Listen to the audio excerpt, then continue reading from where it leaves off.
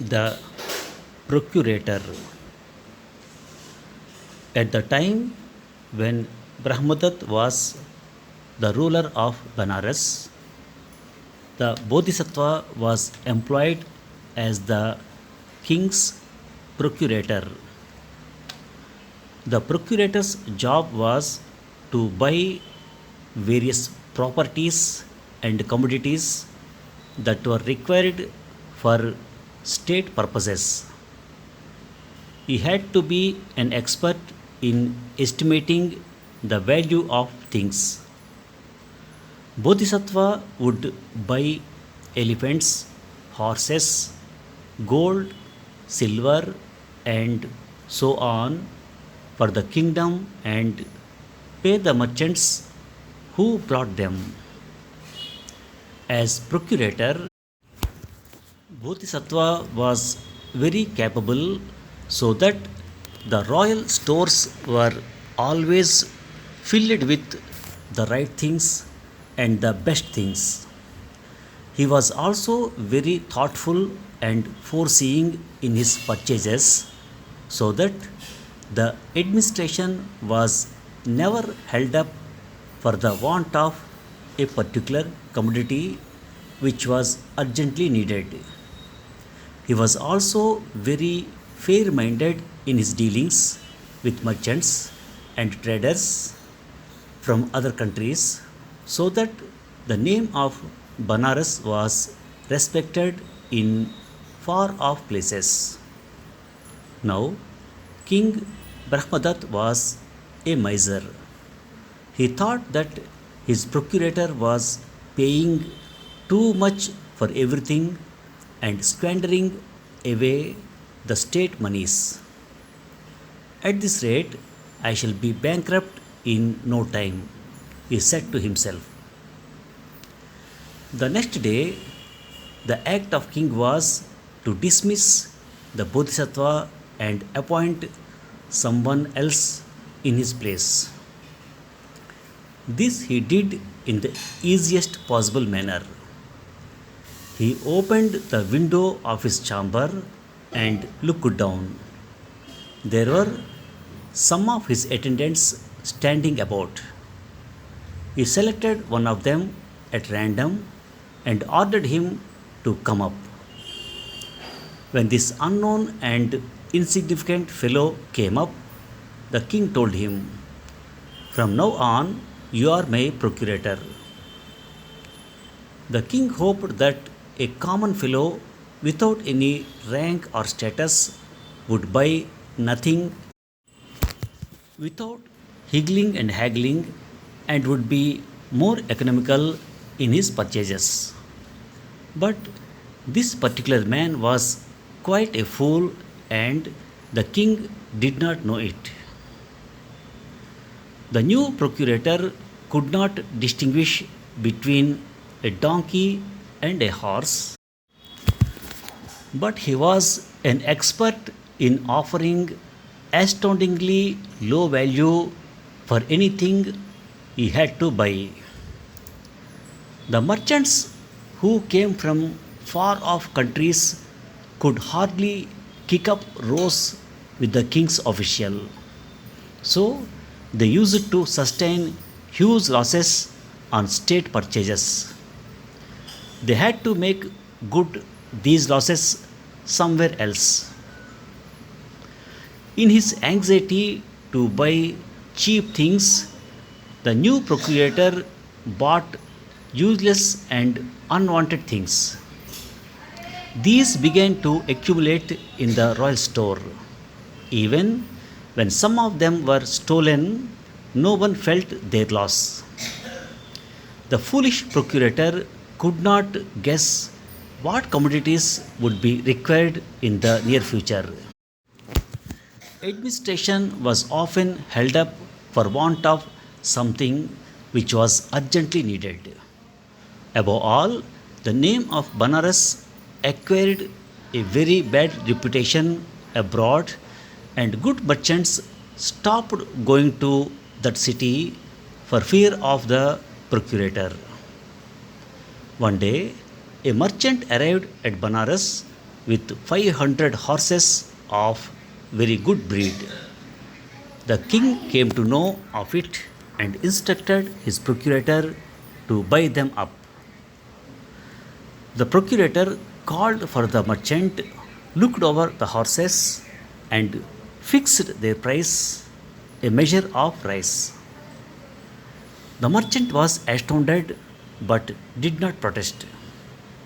But straightway he sought the Bodhisattva, the ex procurator, and told him what had happened.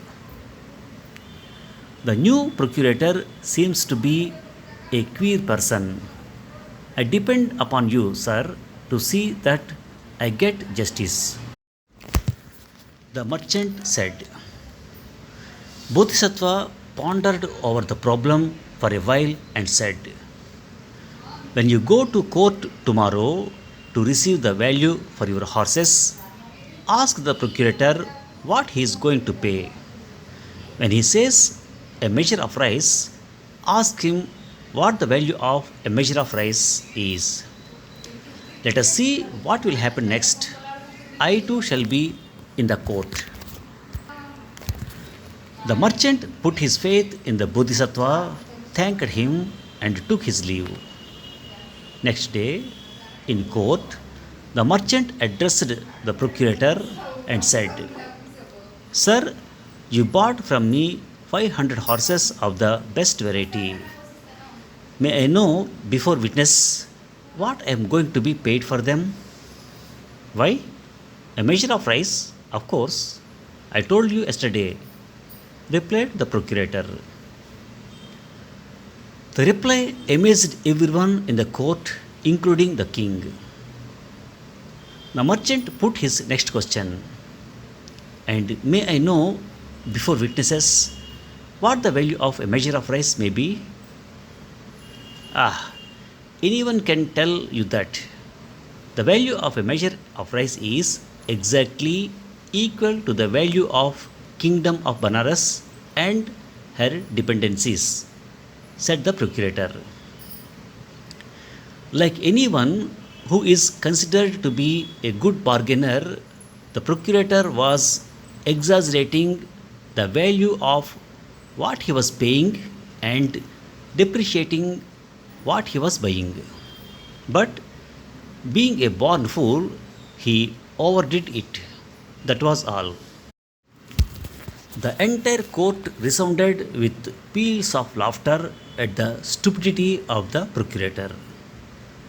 Some of them even made jokes about it by estimating how many kingdoms each one of them could buy with rice stored in their houses, in how many days a good eater could gobble up a kingdom, and so on. The only persons who could not enjoy the joke were the foolish procurator and the ashamed king who employed him. When some of the courtiers asked the procurator to buy them a couple of palaces for a handful of rice, the king bent his head in mortification. Bodhisattva decided to put a stop to this jocularity. He stood up and said, do not mock at a man for his ignorance. When a man is entrusted with a job for which he is not qualified, he is bound to make laughing stock of himself sooner or later. It is not this poor fellow's fault that he was made the procurator. The king raised his head and said, the fault was mine, O Bodhisattva. I have learnt my lesson. No one can do wrong except the king. The king at once removed the new man from the job of procurator and put Bodhisattva back in his place. Thank you for listening. Now, King Brahmadat was a miser. He thought that his procurator was paying too much for everything and squandering away the state monies. Squander, Squander, squander means waste of something, especially money or time, in a reckless and foolish manner. At this rate, I shall be bankrupt in no time, he said to himself. Bankrupt, B A N K R U P T. Bankrupt means ruined financially or exhausted of. The king hoped that a common fellow without any rank or status would buy nothing without higgling and haggling and would be more economical in his purchases. Higgle and haggle means to bargain over a price. When some of the courtiers asked the procurator to buy them a couple of palaces for a handful of rice, the king bent his head in mortification. Mortification. Mortification means great embarrassment and shame. Thank you very much.